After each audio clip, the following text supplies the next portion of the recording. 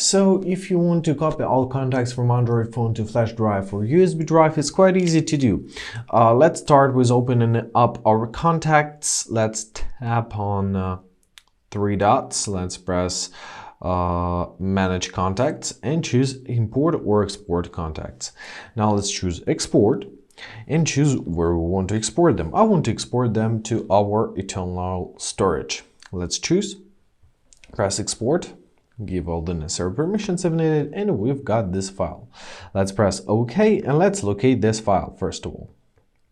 So open up our My Files. There it is. Great. Now get your USB flash drive and make sure that it's compatible with your phone.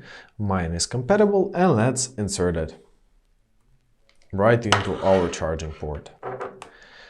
Great, it's inserted now. We can see it right here. So in order to transfer all the contacts, simply hold your finger on this file, press move. Now choose our USB storage and press move here. Let's locate it. Basically, that's it. Easy as that.